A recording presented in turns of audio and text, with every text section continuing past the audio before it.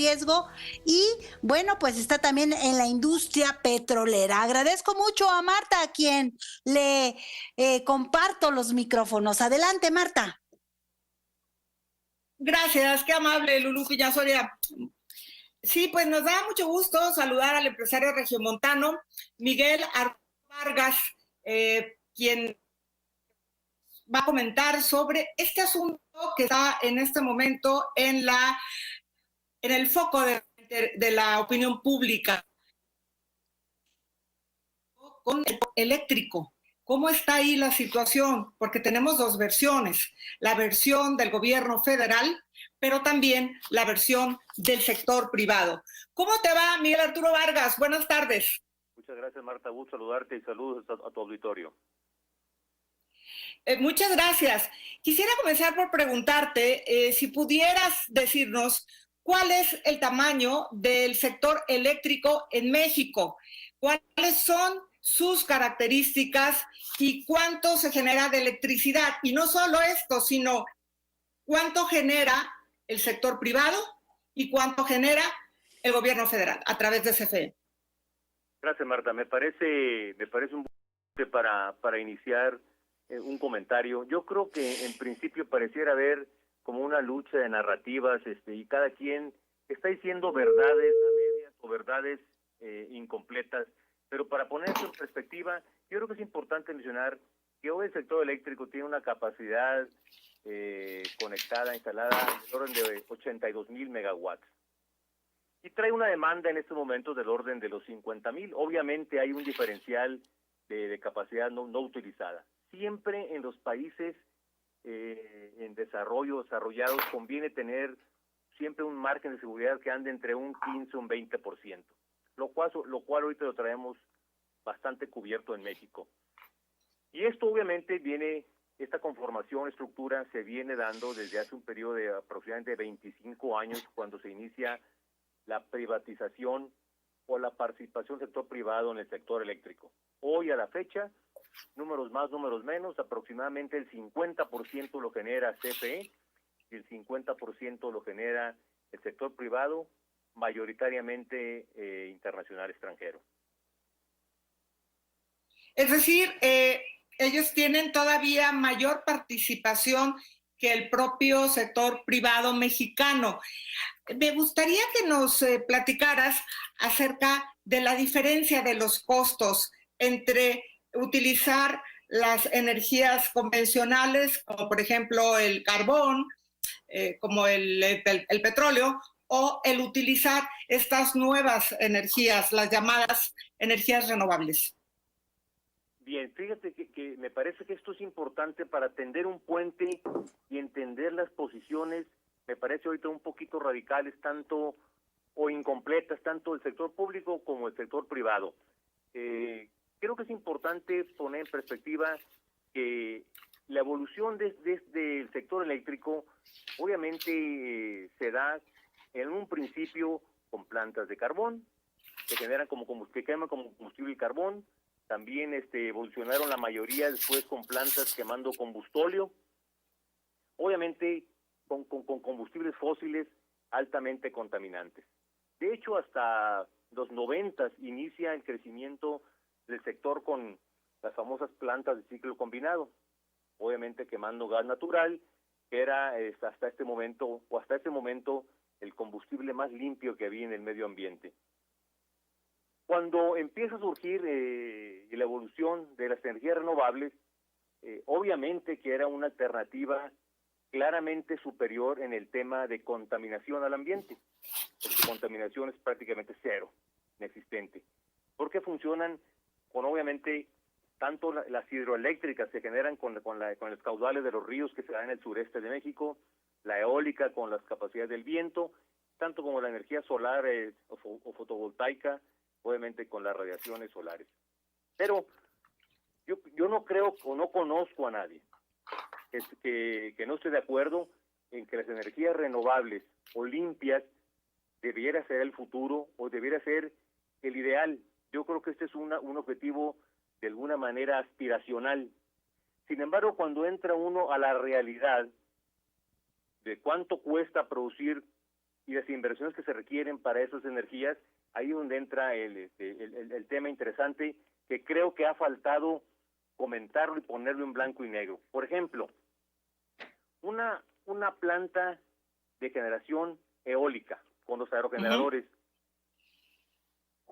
tiene, más para aclarar, en el convencionalismo internacional, para determinar el costo de generación de una planta, tiene dos componentes.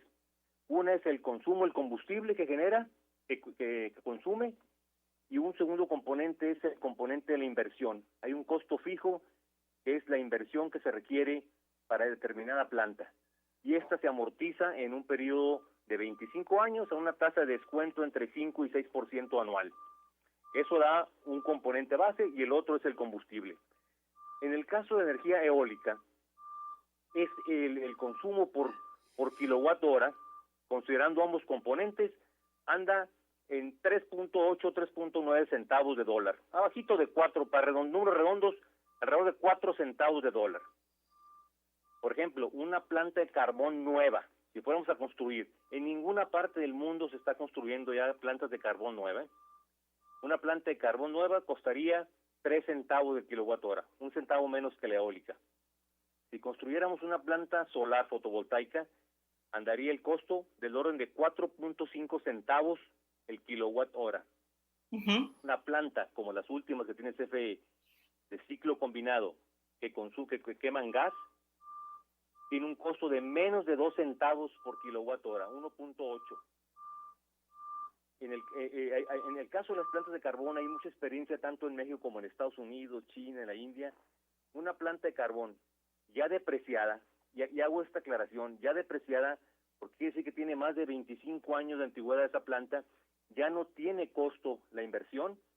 Esas plantas tienen un costo de generación de energía eléctrica del orden de 1,5 centavos por kilowatt hora.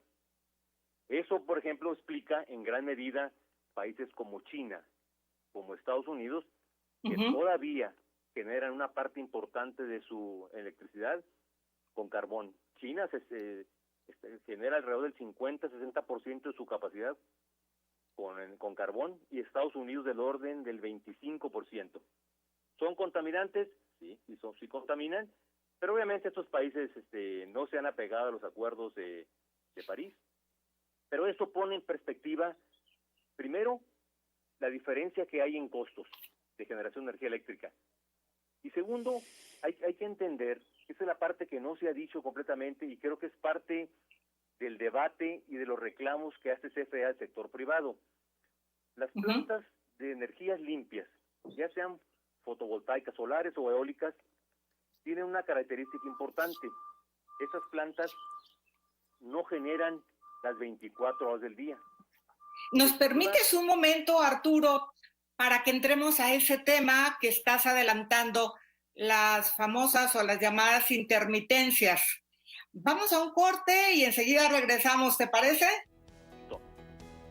Muchas gracias. Regreso a los micrófonos a Lulú Piña Soria.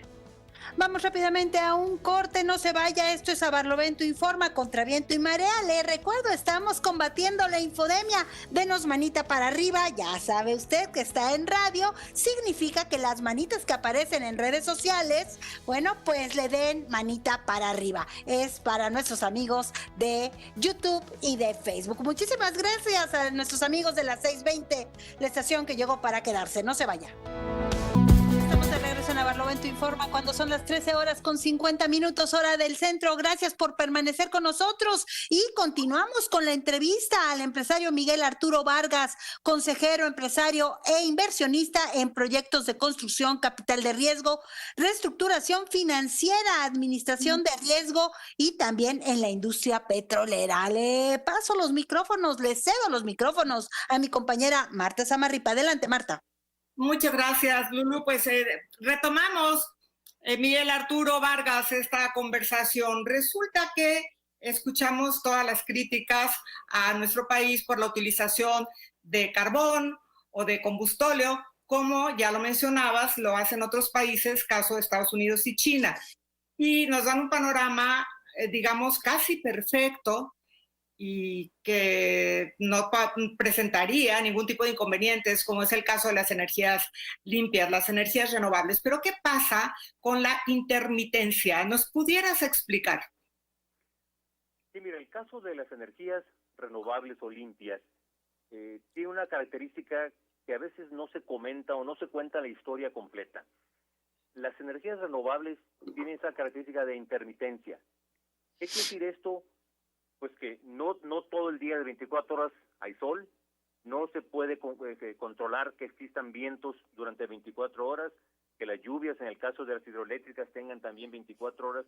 Entonces, ese factor de intermitencia hace que ese tipo de plantas requieran para su funcionamiento la construcción adicional de plantas de respaldo, que tiene un costo adicional y que incrementa la factibilidad de esa inversión, por un lado.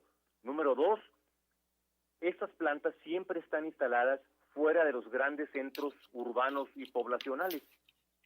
Obviamente requiere el componente de líneas de transmisión para poder acercar esta energía. Entonces, no es que sea imposible, sin embargo, a la hora de que hace un análisis económico, tiene un costo adicional. Este concepto de reducir el número de emisiones tiene un componente adicional que al final de cuentas lo tiene que pagar el consumidor.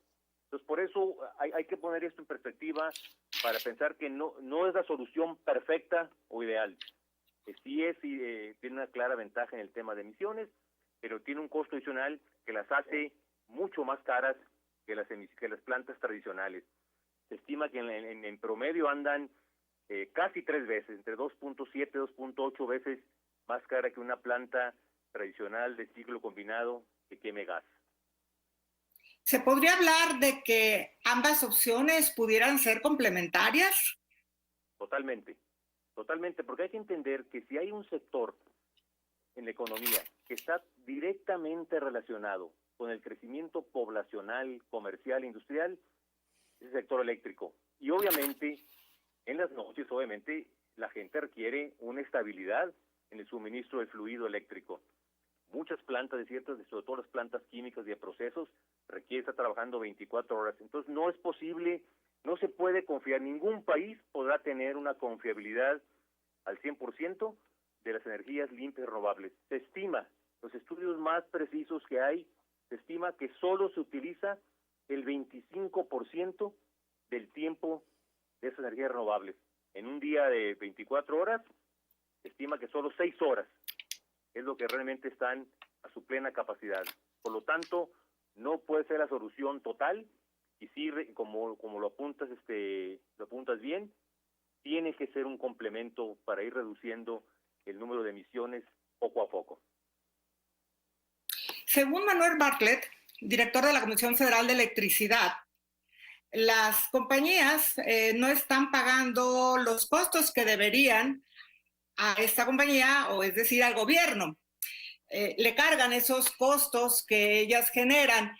Y estamos hablando, por ejemplo, del transporte de la electricidad, pero también, por ejemplo, de que le cargan el respaldo a la Comisión Federal de Electricidad cuando tienen fallas. Incluso hay una lista de algunas empresas, por ejemplo, Grupo Salinas, Oxxo, Walmart, Peñoles, Soriana, también Cinépolis, y déjame ver si me faltó alguna, Kimberly Clark.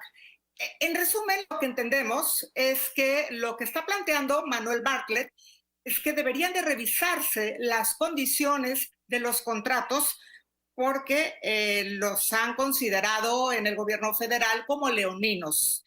¿Qué nos puedes comentar? No, yo estoy de acuerdo. Yo creo que entiendo el punto del señor Bartlett. Creo que al final del día no habría nada más justo y más transparente que se clarifiquen cuáles son esos costos adicionales que implican un subsidio, y creo que si se explican bien con hechos y datos, yo no veo el problema por qué el sector privado no lo vaya a aceptar. Quizá estos anuncios sean parte de la estrategia política para ayudarlos a que se sienten y a reevaluar, pero es un hecho que CFE no puede seguir subsidiando ese tipo de componentes. Ahora, ambos lados han dicho que irán a tribunales. ¿Qué opinas tú? Bueno, yo creo que siempre cuando de entrada no se muestra una clara voluntad de sentarse a negociar y a revisar números. Yo soy un hombre de empresa y solo hablo en lenguaje de hechos y datos y números, pero bueno, cuando no hay voluntad, quizá habrá que iniciar algunas medidas. Que no, yo creo que será un perder-perder, ¿eh? Yo creo que al final del día, creo que regresaremos a un punto de razonabilidad donde haya que revisar los números, los hechos y los datos y hacer los ajustes que se requieran. Yo creo que el país está en el mejor momento para dejar esas diferencias atrás y que esto sea un punto de partida, un punto de inflexión para que se vea qué es lo que más le conviene a México, independientemente de quién esté generando, si es un privado o un público, ¿eh? ¿Habría algún país o varios países que hubieran resuelto este tema de la manera más conveniente para ese país? Bueno, es que el sector eléctrico en particular es muy diferente en cada país por las características de recursos naturales. Hay países como Francia donde gran parte de la energía eléctrica la genera energía nuclear. Hay otros países como la India, como China, donde una gran parte todavía la genera el carbón con el atenuante o el agravante de que obviamente sí contamina, pero con costos muy bajos. Entonces digo, yo creo que en lo que he visto es, finalmente hay que poner los números y entender qué es lo que hace sentido y qué no hace sentido. Si en el pasado fueron incentivos o facilidades que se les dio al sector privado, a los inversionistas, está bien, fue parte del costo que hubo que asumir para desarrollar el sector, pero creo que es momento de que CFE también cuide sus finanzas. La situación en la que se encuentran las empresas paraestatales, pues no es nada fácil, ¿eh? Tienen muchos años de desinversión, de deterioro, y estas no se van a corregir en un periodo corto, ¿eh? En este tipo de contratos de los que estamos hablando, los contratos llamados leoninos, por digamos, la desigualdad hacia el gobierno y pues el costo que tiene que pagar, que finalmente se le carga a los ciudadanos. En este tipo de contratos, ¿tú podrías decir que ha habido corrupción? Bueno, no, yo no puedo decir asegurar porque no me consta, porque no he estado ahí, pero en los 90 me tocó participar en algunos primeros proyectos de desarrollo de ciclos combinados y bueno, había condiciones muy favorables, atractivas pero eso, bueno, se dio hace más de 20 años, 25 años y siempre ha sido un tema a sospechar de que en muchas de estas concesiones hay gente que se ha favorecido. Si eso se dio, yo soy de la idea, está bien, se dio, el pasado ya está, no podemos hacer nada, pero sí es momento de revisar con una lupa lo que no sea razonable. Quizá valdría la pena el que se pudiera explicar de una manera más clara a la ciudadanía la diferencia entre ambas alternativas y la posibilidad de complementarlas, de manera que pueda quedar perfectamente claras estas diferencias, porque pudiera parecer que la postura del gobierno se ha estado manejando a nivel mediático como totalmente obsoleta y que ya no es viable. No, yo conozco las plantas de CFE y la verdad son plantas, si bien son plantas antiguas, son plantas manejadas por gente muy profesional y han hecho gran trabajo en operarlas. Pero en ese tema creo que es importante para el auditorio poner en perspectiva el tema de la contaminación o la reducción de emisiones de CO2, porque al final del día lo que busca este tipo de penetración, de mayor uso de energías renovables, es reducir el número de las emisiones de CO2. Por ejemplo, como referencia, China, Estados Unidos, India producen un poquito más del 50% de todo el CO2 que se produce en el mundo. En comparación, México representa el 1.5% del CO2 que se produce en el mundo. Si México cumple los compromisos aspiracionales que estableció el presidente Peña Nieto en su sexenio, de que para el 2024 tengamos un 35% de la capacidad instalada con energías limpias, eso quiere decir que podremos lograr reducir el número de emisiones en México, pero el impacto global en el mundo va a ser de 0.1%. O sea, creo que hay países mucho más importantes donde habría que poner más atención para mejorar el número, la cantidad de emisiones en el medio ambiente. No que México no haga su parte, pero de México es marginalmente poco importante, ¿eh? Bueno, es un punto muy interesante el que nos comentas y yo quisiera finalizar diciéndote que pues además el propio presidente ha reiterado que él sí está a favor de las energías limpias y esto, bueno, pues es algo positivo. Nos da muchísimo gusto que hayas participado aquí con nosotros, Miguel Arturo Vargas, en el programa. Te agradecemos mucho tu participación y esperamos que pronto estés de regreso. Muchas gracias, Marta. Gracias por la invitación, por la oportunidad y espero que estos comentarios hayan servido de tender un poquito el puente de estos puntos divergentes que pareciera ser que no vamos a ningún lado. Así es. Muchas gracias. Gracias. Buenas tardes. Muy amable. Buenas tardes. Bueno, nos vamos al corte. Le regreso los micrófonos a mi compañera Lulú Piñasoria. Y bueno, pues esta fue la conversación con el empresario Miguel Arturo Vargas, consejero, empresario e inversionista en proyectos de construcción, capital de riesgo, reestructuración financiera, administración de riesgo y desde luego en la industria petrolera. Voy rápidamente a un corte, voy a regresar con Abel Cuapa para que nos cuente qué es esto de la ley Barbosa. Y bueno, antes de hablar con él, le voy a contar brevemente en el siguiente bloque ¿cuántos son los activos de los mexicanos en el exterior? ¿En cuánto han aumentado? No se vaya, eso es Barlovento Informa. Contra viento y marea estamos rompiendo el cerco informativo.